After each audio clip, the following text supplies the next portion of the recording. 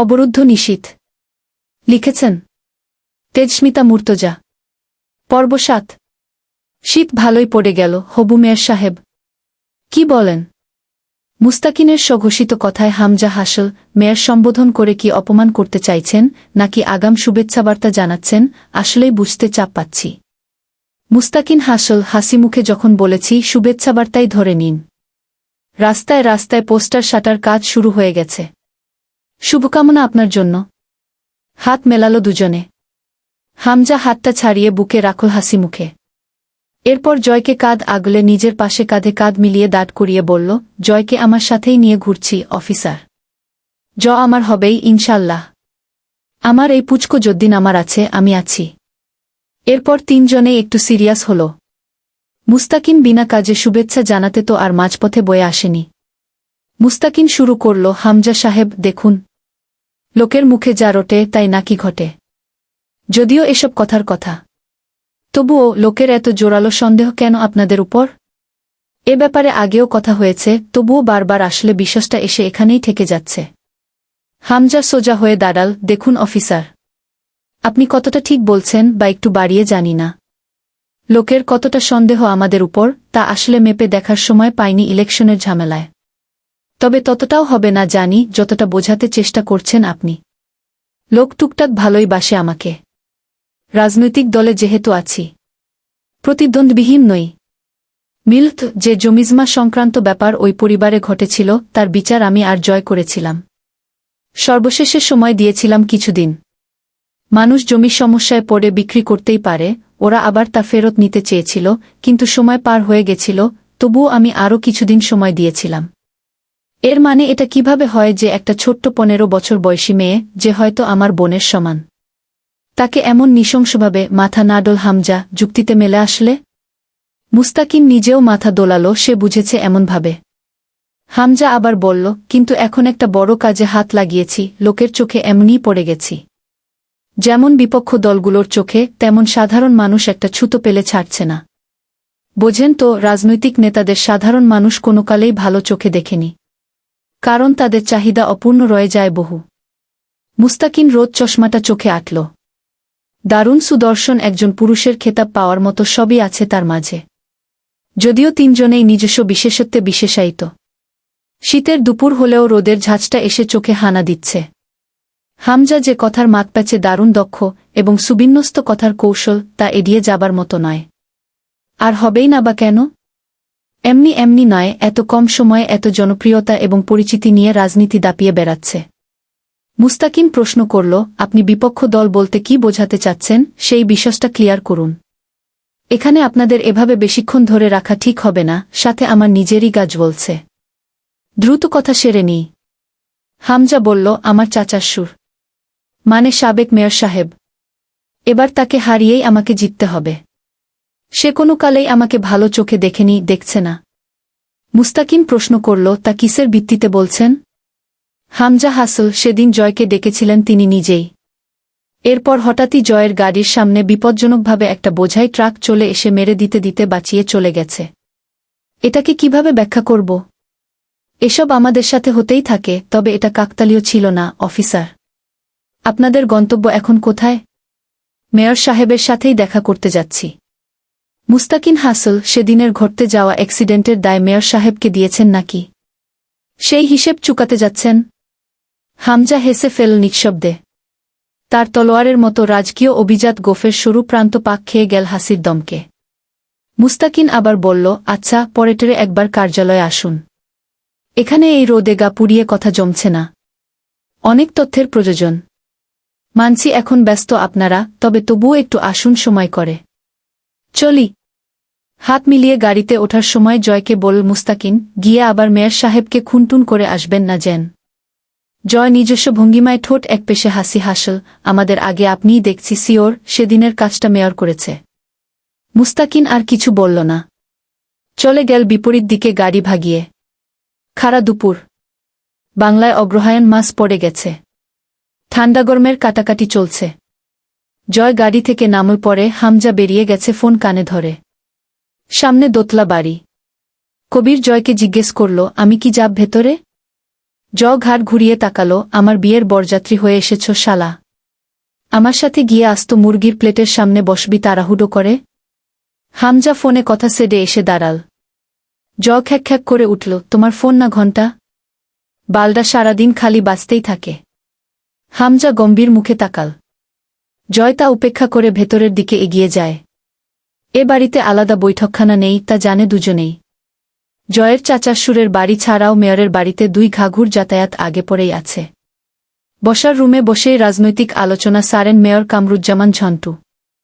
এখন আর ওনার সাথে ওনার সহকারী নেই। ওরা এসেছেই ভর দুপুরে, অসময়ে। এ বাড়ির বাজার করার লোকটা এসে ভেতরে নিয়ে গিয়ে ওদের বসার ঘরের সোফায় বসাল। লোকটা বোধহ হিন্দু। ওদের বলল, বসুন আপনারা, বাবু আসতেছে।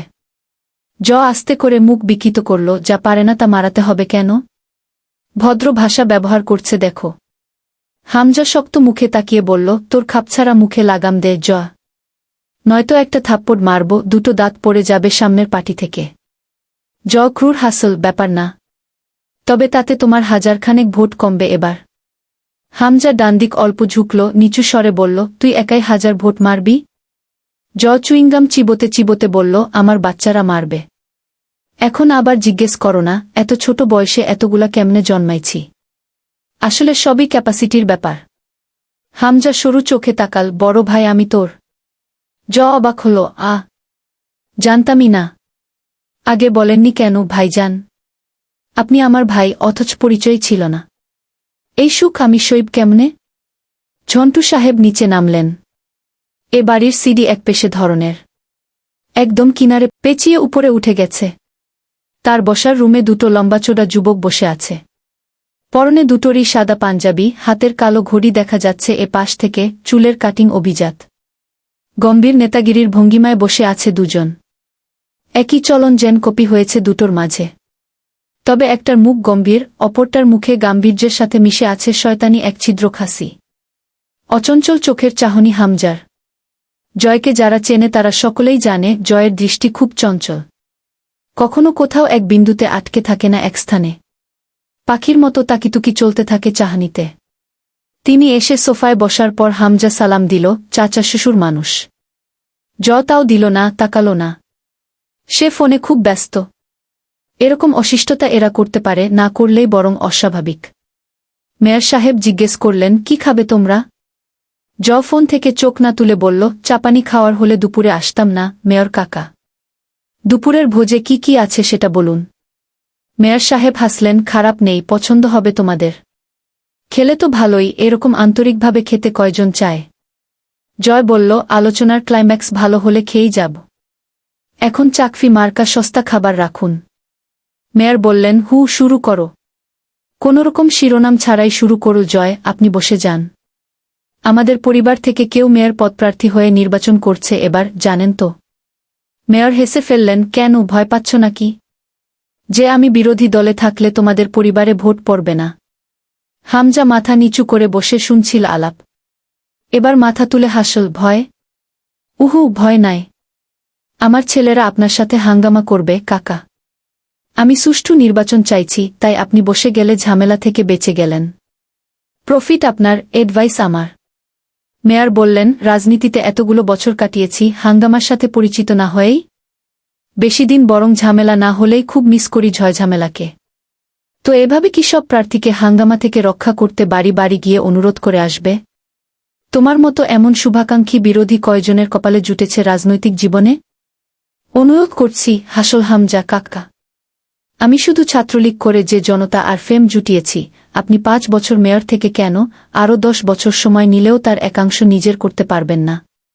উপহাসের সুরে বললেন মেয়র, আচ্ছা, ক্ষমতাধারী হয়ে গেছ তাহলে। তো সেই হিসেবে এখন তুমি ক্ষমতার জোরে প্রতিদ্বন্দ্বীহীন নির্বাচন করতে চাও? তাহলে সেই জিতকে জেতা বলা চলবে নাকি? আমি শুধু আপনাকে বসতে বলছি। তুমি বললে আমি বসে গেলাম। ভয় পেয়েছি খুব তোমাকে জামাই আব্বা, নাটকীয়তার সুরে বললেন মেয়র। স্বাভাবিক স্বরে জবাব দিল হামজা, কিন্তু আমি তো আপনাকে ভয় পেয়ে বসতে বলিনি। ভালোভাবে বুঝে শুনে বসে পড়ুন। বুঝলে আপনি আপনা থেকেই বসে যাবেন অবশ্য। কি বুঝবামি? কত কিছুই তো রয়ে গেছে বোঝার। মেয়র সাহেব শান্ত স্বরে বললেন, এমন কি বোঝার রয়েছে যার জন্য নির্দিষ্ট করে শুধু আমাকেই বসে যেতে হবে? এবং সেটা তোমার বলাতে। আমাকে দুর্বল আর নিজেকে বেশি পাওয়ারফুল ভেবো না। ঝট কিন্তু আগে পাওয়ার হাউসকেই ড্যামেজ করে বাপ, হাসলেন মেয়র সাহেব কথাটা বলে। হামজা হাসি মুখে বলল, আপনি বসে না গেলে বিশাল তামাশা খাড়া হবে কাকা, যেটা এমনিতেও আপনার নির্বাচন ডাউন করবে। মেয়র সাহেব প্রত্যুত্তর করলেন, তামাশা আমরা না করতে শিখেই রাজনীতিতে ২৮ বছর কাটাইনি, এটা ভুলে যাচ্ছ কেন পাগল ছেলে? তুমি তো সেদিনের ছেলে। যা হোক, বলো কেন বসতে হবে আমাকে? আমি চাইছি তাই, এটুকুই যথেষ্ট। আপনি আমার প্রতিপক্ষ বলে বলছি, এমনটা ভাবাটা কেমন উদ্ভট হয়ে যাবে না? নির্বাচন কেমন হওয়া চাই জানেন? হাজার কয়েক প্রার্থীর ভিড়ে আমি জিতে বসে থাকব এমন। ইনফ্যাক্ট আমি আপনাকে আর নির্বাচন করতে দেব না, ব্যাস। এজন্য আপনি বসে যাবেন। এর চেয়ে বড় কারণ দরকার নেই আর। স্বাভাবিকভাবে জানতে চাইলেন মেয়র সাহেব, না চাওয়ার কারণ? হামজা চুপচাপ কিছুক্ষণ মেঝের দিকে চেয়ে থেকে ঠোঁট কামড়াল। এরপর বলল, এই যেমন সেদিন আপনি জয়কে ডাকলেন কথা বলার জন্য। এরপর নিজেই আবার বোঝাই করা ট্রাক পাঠালেন জয়ের গাড়ি পিষতে।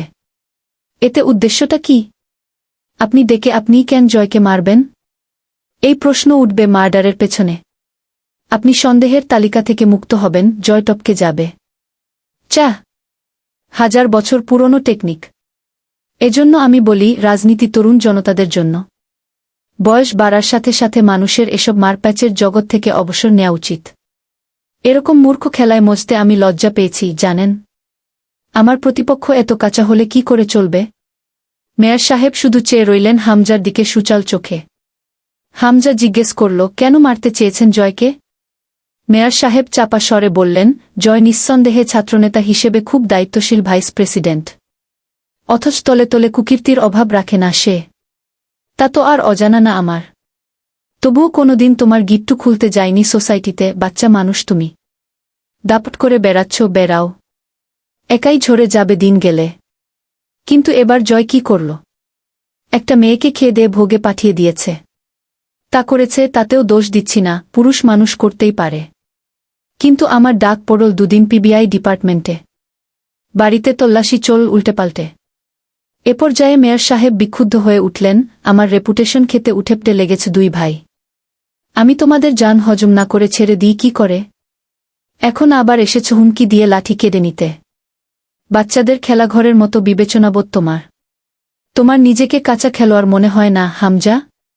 আজও ঝন্টু সাহেবের যে চিন্তাধারা এবং শীতল দাপুটে আচরণ, তাতে হামজা খুব মজা পায় বরাবরই এই লোকের বিরুদ্ধে পলিটিক্যাল ট্রিক্স চালিয়ে। মনের মতো বিরোধী মনে হয় এনাকে। হামজা চুপ করে থাকল কিছুক্ষণ। পরে বলল, জয় এসব করেছে তা কোনো ভিত্তিতে বলছেন আপনি? মেয়র পান খাওয়া লালচে দাঁত বের করে ক্যাটক্যাটে হেসে উঠলেন, ও আবার ভিত্তি খুঁজছে ছেলে। দেখো কাণ্ড। হামজা জানালো, জয় এসব করেনি। তা না হয় প্রশাসন জানে, তুমি তো জানি জয় করেছে। হামজা জোর দিয়ে বলল, এবার প্রশাসন যা জানে আপনার আমারও তাই জানার। কারণ সত্যিটা তাই। দুনিয়ার সব অপরাধ তো আর জয় একা করতে পারে না। ওরও তো একটা ক্লান্তি আছে, অপরাধ করে। কালু করতে পারে কাজটা। রাজনের লোকেরা করতে পারে। দিনাজপুরে যে একটা শীর্ষ সন্ত্রাস ত্রাসের সাম্রাজ্য গড়ে তাতে বাদশাহী করছে, তা ভুলে যাচ্ছেন আপনি কাকা। মেয়র সাহেব চেয়ে রইলেন কিছুক্ষণ হামজার দিকে। শান্ত শীতল ধূর্ত নেতাকর্মী হামজা। কোনো কিছুতে বিচলিত হবার প্রবণতা দেখা যায় না তার চেহারায়। মেয়র সাহেব বললেন, রাজন নাও করতে পারে। তুমিও করতে পারো। বেটা ছেলে মানুষ বলে কথা। তুমি ভিত্তি খুঁজছিলে না? ভিত্তি দেই তোমাকে। ধরো, যে ঘটনাটা ঘটেছে মেয়েটার সাথে, তা তোমরা করেছ কোনো কারণে, আর এখন তার দায় আমার উপর চাপিয়ে আমাকে বদনাম করে ডাউন করতে চাইছ। দুটো নিশানা, একটা তীর। হতে পারে না কি এরকম? আমাকে বসিয়ে মেয়র হবে পাটোয়ারি পরিবারের কেউ। এটাই তো বলতে এসেছ। যখন দেখলে নির্বাচন খুব কাছে এসে গেছে, প্রতীক বের হয়ে গেছে। আমাকে জেলে পুরা হলো না, তীর লাগল না আমার গায়ে, তোমরা ৩ বাপ বেটাই জন্মের ফাঁসা ফেসে গেছ, আর বাড়ি চলে এসেছে বাড়ির ছেলে দুটো। কথা শেষ করে সোফায় গা এলিয়ে বসলেন ঝন্টু সাহেব। হামজা ডানে বায়ে ঘাট ঘুরিয়ে গম্ভীর স্বরে বলল, বেশি বুঝছেন আপনি কাকা। জয় কিছুই করেনি। আর না এরকম সস্তা কাজ করার কোনো প্রয়োজন আছে আমার। আপনি নিজেও জানেন আমি যা কামিয়েছে এই লাইনে, এবার চাইলে সংসদ নির্বাচন করলে সংসদের একটা সিট আমার ঘাড়ে পড়ে যেত নির্ভেজালভাবে। তবে এত তাড়াতাড়ি লাফ দিয়ে কলা খাওয়ার নয় আমার। মোরোভার এবার নির্বাচন করছেন না আপনি, সোজা কথা। ধরে নিন এটা আপনার পাওনা শাস্তি, অথবা আমার জোর হতে পারে সেই জোরের জেরে শুধুই আমার ইচ্ছে। আপনার শাস্তি এই যে প্রতীক বের হবার পরে আপনি নিজে গিয়ে নির্বাচন অফিসে নিজের নামটা কেটে আসবেন লাল কালিতে। ভোট কেন্দ্রে আপনার নাম এবং প্রতীকের কোনোরকম ব্যালট পেপার থাকবে না। আপনি যা করেছেন তা তো ভারী পড়বেই আপনার উপর। নিশ্চিন্ত ভঙ্গিতে হেসে জবাব দিলেন মেয়র। ও তুমি চিন্তা করো না বাপ, আমি ভার বয়ে নেব। জয় এতক্ষণে হেসে ফেল, একটু বেশিই ভার কাকা, আপনার শক্তিতে নাও কুলাতে পারে। এই বয়সে ঘাট বেঁকে গেলে মুশকিল, মেরুদণ্ডের হাড় ভেঙে গুঁড়ো হবার চান্সও আছে। মেয়র সাহেব শুধালেন, তাই নাকি? ফোনটা হাতের মধ্যেই ঘুরাতে ঘুরাতে বলল, আপনার ইটবালুর বিশাল ব্যবসা আছে না? কার নামে যেন চলে? আপনার বুথুক্কু চাচির নামে নাকি মেয়ে? ঝিরি এন্টারপ্রাইজ। ঝিরি কার নাম কাকা? মেয়র সাহেব ভ্রু কুচকালেন। ফোনের স্ক্রিনটা ঘুরিয়ে ধরল। সেখানে দেখা যাচ্ছে লণ্ডভণ্ড অবস্থায় সন্ধ্যার আকাশের নিচে গাড়ির ফ্রন্ট গ্লাস ভেদ করে খুব কাপাকাপির সাথে তোলা এক ভিডিও। কয়েক সেকেন্ড পর তার এঙ্গেল চলে গেল। গাড়ির ভেতর থেকে জানালা দিয়ে হাত বাড়িয়ে পেছন দিকের দৃশ্যকে শ্যুট করা কোনো ভিডিও ফুটেজ, যেখানে স্পষ্ট দেখা যাচ্ছে যে ট্রাকটা এতক্ষণে এই গাড়ির সামনে ছিল, তা গাড়িটাকে পাশ কাটিয়ে এখন পেছনে চলে গেছে। ট্রাকের পেছনে বেশ বড় করে রং দিয়ে লেখা ঝিরি এন্টারপ্রাইজ। ভিডিওটা তৈরি হয়ে গেছিল জয়ের ফোনের ব্যাক ক্যামেরাতে সেদিন যখন সে কবিরের ভেটকানো ছবি তুলতে ক্যামেরা অন করেছিল। ঝন্টু সাহেবের মুখভঙ্গিমা দেখে বোঝা গেল না তিনি কি করবেন। খুব খাঁটি রাজনীতিবিদ, বহু বছরের চলাচল এই পথে তার। দুজনে বেরিয়ে এলো বাড়ি থেকে। পাশেরটাই হামজার শ্বশুর বাড়ি। খোঁচা মারল, যাও শ্বশুর বাড়ি, মধুর হাড়ি ভেঙে পেট ফুলিয়ে এসো। মানে আমি আবার গেলে প্রেগনেন্ট হয়ে পেট ফুলবে তা বলছি না, গিলে পেট ফুলাবে। তোমাদেরই তো দিন, আমরা বাল সিঙ্গেল মানুষ। না আছে বউ, না শ্বশুর বাড়ি। হামজা কনুই দিয়ে গলা আগড়ে ধরল জয়ের। রাস্তার মাঝেই দুজনের কুস্তি বেঁধে গেল এক চোট। কবির একটু দূরে দাঁড়িয়ে খালি হাসে। একসময় নিজেকে ছাড়িয়ে হাঁপায়, তোমার ওই পাণ্ডবের মতো হাত দিয়ে আমার গলা চাপলে রুহু ব্যথায় না হোক বিরক্তিতেই বেরিয়ে আসবে। এই গায়ে ডিওমিও কিছু মারো না? ছেহ, কি গন্ধ! ভাবি কাছে আসে তো। হামজা আবার তেড়ে গেল রাস্তার উপরেই। ঝেড়ে দৌড়, সাথে গালাগাল দিচ্ছে। একটু দূরে গিয়ে ঝুঁকে দাঁড়িয়ে হাঁটুতে হাত রেখে দম ফেলে বলল, তুমি থানায় না কোথায় যাবে যাও, আমাকে এখন আর পাবে না। কবির চলে আয়, আমরা আজ পিকনিক করব। রাতে ব্যাডমিন্টন ম্যাচ আছে আমার। হামজা খিচতে খিচতে গিয়ে গাড়িতে উঠল। উলাম্বারে বেওডা কোথাকার! বখাটেপনা ছাড়, কাজকামে হাত লাগা। রাজার ভাণ্ডার বসে খেলে গুড়িয়ে যায়। খেকিয়ে উঠল, যাও তো। আলগা জ্ঞান দিতে আসবে না। কানে ব্যথা হয় আমার। সকাল 7টার বাস। বাসস্ট্যান্ডে পৌঁছাতে 7টা বাজল অন্তুদের। মিনিট কয়েকের মাঝে বাস ছাড়বে। আমজাদ সাহেব বাসে উঠে রাবেয়া এবং অন্তুর সিট খুঁজে ওদের বসিয়ে দিয়ে পাশের দোকান থেকে একটা পানির বোতল কিনতে নামলেন। পানির বোতল তুলতে ভুলে গেছেন রাবেয়া। অন্তু আর রাবেয়া পাশাপাশি সিটে বসেছেন। আমজাদ সাহেবের সিটটা আলাদা, কিন্তু দেখা গেল সেখানে এক সিটে একটি মহিলার জায়গা। অন্তু উঠে দাঁড়াল, আব্বু তুমি আম্মার পাশে বসো, আমি ওই আন্টির কাছে বসছি। আমজাদ সাহেব একটু ভাবলেন, পরে গিয়ে বসলেন রাবেয়ার পাশে। অন্তুকে বললেন, অসুবিধা হলে ডাকতে। অন্তিক আমজাদ সাহেবের ছেলে আইনতভাবে, তবে বহু আগেই খারিজ হয়ে গিয়েছে বোধহয় মন থেকে। যেদিন বিয়ে করে আনল, আমজাদ সাহেবের সম্মান মাঠে মাঠে হয়েছিল। অন্তিক বললে আমজাদ সাহেব ঘটা করে বউ বানিয়ে আনতেন মার্জিয়াকে। কিন্তু অন্তিক জানত মার্জিয়ার পারিবারিক পরিবেশ খুব নিচু এবং নোংরা। সে বাবাকে বলার সাহস পায়নি, নিজেই বিয়ে করে নিয়ে চলে এসেছিল। তবুও সবাই মেনে নিয়েছিল, কেউ অন্তিককে কোনো কটূক্তি করেনি, ঝামেলা বাঁধেনি এ নিয়ে। পাড়ার লোকে ইচ্ছেম তো মাস্টারমশাইয়ের নামে খিস্তি ঝেড়েছে। আমজাদ সাহেব তথাপি ছেলেকে কিছু বলেননি। অথচ মার্জিয়ার স্বভাব এবং আচরণ দিনকে দিন মাস্টারমশাইয়ের বাড়িটাকে বস্তিঘরে পরিণত করেছে। অবাক করা বিষয় হল, অন্তিক তাতে কোনো প্রতিবাদ করে না কোনো কালে। বিয়ের আগের হাস্যোজ্জ্বল অন্তিক এক লহমায় বদলে কাপুরুষ বনে গেল কবে জানি। দূরত্ব বেড়েছে তার বোনের সাথে, বাবার সাথে। রাবেয়া মা, তিনি মানিয়ে চলতে চেষ্টা করেন। তবে অন্তর রুচিতে বাঁধে। আমজাদ সাহেব মনের দুঃখে কথা বলতে যান না। আজও রাবেয়া বেগম ডেকেছিলেন অন্তিককে সালিসে বাবার পাশে গিয়ে দাঁড়ানোর জন্য। অন্তিক বলল, মার্জিয়াকে ডাক্তারের কাছে নিয়ে যেতে হবে। অন্তু টেনে হিচড়ে নিয়ে চলে এসেছে রাবেয়াকে। ঘেন্নায় এক বুক পাথর হয়ে এসেছে অন্তিকের কথায়। জোয়ান চাচাতো ভাইয়েরা এসে নিজেদের বাপের পাশে দাঁড়াবে, আমজাদ সাহেবের সেই কপাল নেই। ছেলে বলছে বুকে ডাক্তারের কাছে নিতে হবে। বাপ যাচ্ছে জমিজমার সালিসে। কি থেকে কি হবে জানা নেই। অন্তুর একটা বড় ভাই আছে, এ কথা স্বীকার করতেও বাধে তার আজকাল। অন্তুকে নিতে চাইছিলেন না আমজাদ সাহেব। মেয়ে মানুষ সালিসে গিয়ে অত লোকের মাঝে দাঁড়াবে, লোকে ভালো চোখে দেখবে না ব্যাপারটা। অন্তু দৃঢ় গলায় বলেছে, আব্বু, আমি কোনোদিন যেন তোমার দুর্বলতা না হয়ে উঠি। আর তার কারণ যদি শুধু হয় আমি মেয়ে, তবে আমার মেয়ে হওয়ার প্রতি আজ ধিক্কার।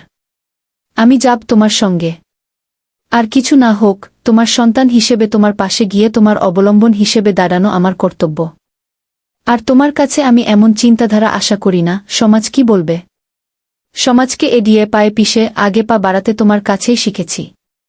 তুমিই বলো, সমাজের মুখ আছে বলবে, খারাপও বলবে, ভালো খুব কমই বলবে। এই সমাজকে তোয়াক্কা করা মূর্খতা এবং আত্মনির্ভরশীলতাহীন কাজ। এই সমাজ প্রতিবাদী চেতনাধারীদের নিক চিরদিন পদলিত। সমাজের বিরুদ্ধে গিয়ে যারা কিছু করে মরেছে, তারাই কেবল অমর হয়ে রয়ে গেছে যুগে যুগে। আমজাদ সাহেব স্নেহভরে তাকালেন মেয়ের দিকে। বাসের সিটের সাথে মাথা এলিয়ে দিয়ে চোখ বুজে আছে। নেকাবের আড়ালে মুখটা দেখা যাচ্ছে না, অথচ চোখ দুটো বুজে থাকার পরেও হালকা কুঁচকে আছে। তিনি গম্ভীর স্বভাবে মানুষ, সামনে ভালোবাসা দেখাতে অক্ষম, তাই হয়তো অন্তু কোনোদিন বুঝতে পারবে না বাবার কলিজার এক টুকরো মাংসপিণ্ডের নাম অন্তু। আজ মার্জিয়ার চাচার বাড়ির লোক অন্তুকে দেখতে আসার কথা ছিল। আমজাদ সাহেব মানা করে দিয়েছেন। মার্জিয়া গড়গড় করতে করতে রুমে ঢুকে গেছে, আর কথা বলেনি। কুড়িগ্রাম পৌঁছাতে প্রায় বেলা খাড়া হল। গ্রামের রাস্তাঘাট পেরিয়ে হেঁটে আসার সময় অন্তুর খুব ছোটবেলার কথা মনে পড়ছিল। আব্বুর হাত ধরে অন্তিক আর সে আসত দাদুর বাড়িতে। রাস্তায় হাঁটতে হাঁটতে আব্বুকে পাশ কাটিয়ে ওর চুলের ঝুঁটিতে টান মেরে আবার অপর পাশে হাঁটা শুরু করত। অন্তু চিৎকার করলে অন্তিক আব্বুকে বলতো, এই প্যাপুকে কোথা থেকে তুলে এনেছ আব্বু? খালি সারাদিন ম্যা করে। কিছু হয়েছে ওর? কোনো সমস্যাই নেই, তবুও ক্যা করে উঠছে। যেখান থেকে এনেছিলে সেখানেই ফেলে দিয়ে আসবে। আমার এসব প্যাপু লাগবে না। শুধু শুধু ভাগ বসাতে এসেছে। অন্তু আরও জোরে চেঁচাতে থাকলে অন্তিক হেসে লুটোলুটি খেত রাস্তার মাঝে। বুকটা বিষিয়ে ওঠে অন্তুর। সেসব দিন ফুরিয়েছে, কিন্তু ফুরোনোটা কি খুব জরুরি ছিল? সম্পর্কে যখন এত মায়া, তবে সেই সম্পর্কের সমীকরণের মান ধ্রুব নয় কেন? জীবনের মোডে মোডে বদলে কেন যায়? আজ অন্তু একা একপাশে আব্বুর কাঁধে কাঁধ মিলিয়ে হাঁটছে, অপর পাশে অন্তিকের থাকার কথা ছিল। নেই। সেই রাস্তা আছে, আব্বু আছে, অন্তু আছে, অন্তিক কেন বদলেছে? কবে বদলেছে? যেদিন আব্বু দুটো থাপ্পড় মেরেছিল মার্জিয়াকে ওভাবে ভাগিয়ে নিয়ে আসায়, সেদিন বদলেছে। অন্তু বলেছিল, ভাই, তুই মার্জিয়ার চেয়ে উন্নত মানসিকতার মেয়ে ডিভার্জ করিস। এই কথায় বদলেছে। বুকে জমা প্রেম ভালোবাসায় টান লেগেছিল নিশ্চয়ই। কিন্তু কতদিনের ভালোবাসা? বছর দুয়েক, আচ্ছা 3 বছর। অন্তুর সাথে না সম্পর্ক 20 বছরের। আব্বুর সাথে তারও বেশি। সম্পর্ক এবং ভালোবাসায় বোধহয় সময় কোনো প্রভাব রাখে না। ভালোবাসা একদিনেও প্রগাঢ় হয়, 1000 বছরেরটার চেয়েও। সেটাই হবে হয়তো। তবেই তো অন্তিক মুখ ফিরিয়ে নিয়েছে পরিবার থেকে। সে সব বোঝে, মুখ খোলে না। অন্তু বোঝে না অন্তিক এত বদলে কেন গেল। হুট করেই বলা চলে। রাতারাতি কোটিপতি হবার মতো করে বদলে গেছে ছেলেটা। অন্তু অবাক হল। সে তো এত আবেগী নয়, কেউ তাকে ত্যাগ করার সুযোগ পায়, তার বহু আগে সে নিজেকে ততটা গুটিয়ে নিতে পারে, যতটায় সামনের মানুষটা ত্যাগের আকাঙ্ক্ষা ভুলে বসবে। আজ কেন ভাইদের জন্য মন কেমন করছে, সেই ভাই যে অমানুষ, বিবেচনাবোধহীন পশু হয়ে উঠেছে। অন্তুর মেজ ফুপুর বাড়ি দাদা বাড়ির পাশে। এই ফুপুকে দাদাভাই নাকি বেশি ভালোবাসতেন। এজন্য নিজের ভাতিজার সঙ্গে বিয়ে দিয়ে কাছেই রেখেছিলেন। তার বাড়িতেই দুপুরে খাবার খেল 3 জন। বোনকে ডাকলেন আমজাদ সাহেব, মাজেদা, তোর কি মনে হয় ওই জায়গা আমার প্রাপ্য না? এটা আসলেই কোনো যুক্তি যে আমি এখানে থাকি না বলে জায়গা পাব না? জায়গা পরিষ্কার না হলে ক্রেতা জায়গা কিনবে না, লিনে ভরে আছি। লোকজন দুবেলা বাড়ি বয়ে আসছে। মেজ ভাই এত মূর্খ আর স্বার্থপর হল কবে? মাজেদা দুঃখ প্রকাশ করলেন, ছিল নাই বা কবে? আমি আর কি কইতাম ভাই?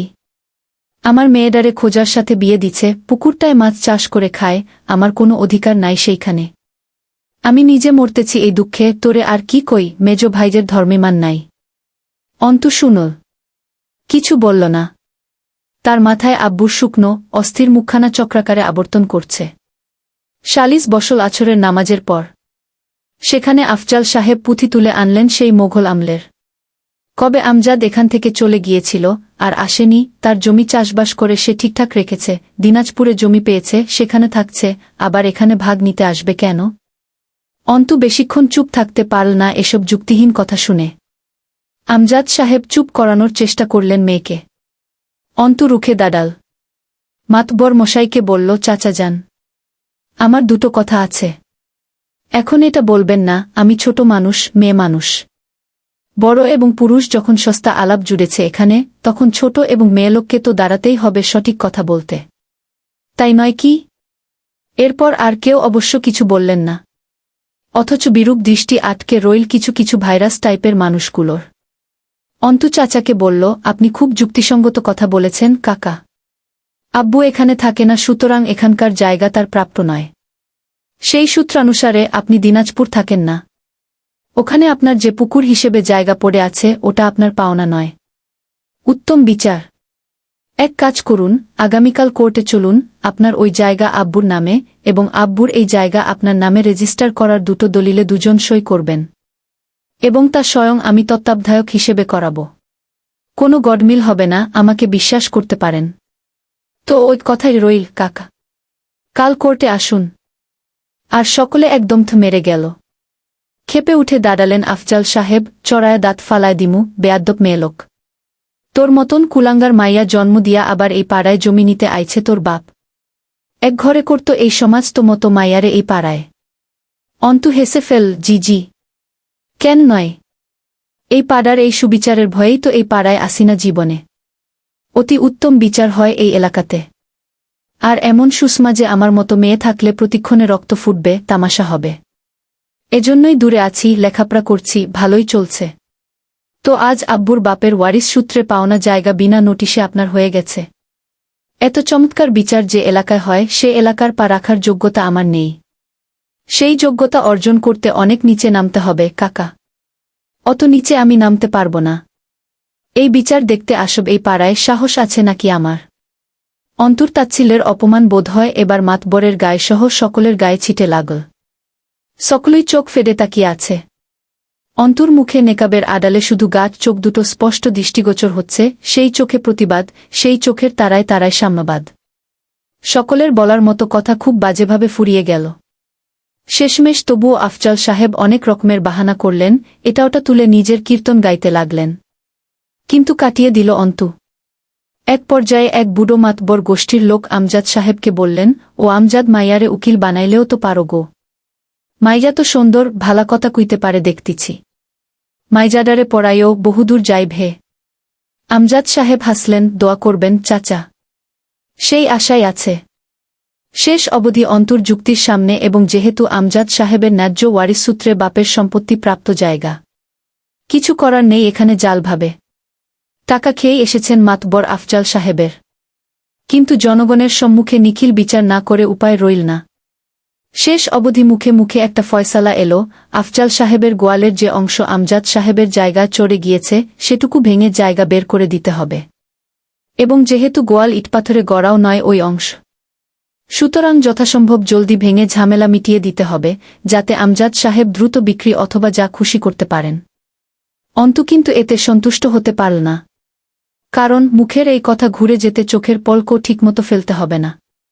কোনো ডকুমেন্ট, স্ট্যাম্প পেপার ছাড়া এই কথাগুলো কত আনা সুষ্ঠুভাবে মানবে তার কাক, সে ব্যাপারে যথেষ্ট সন্দেহ রয়ে গেল।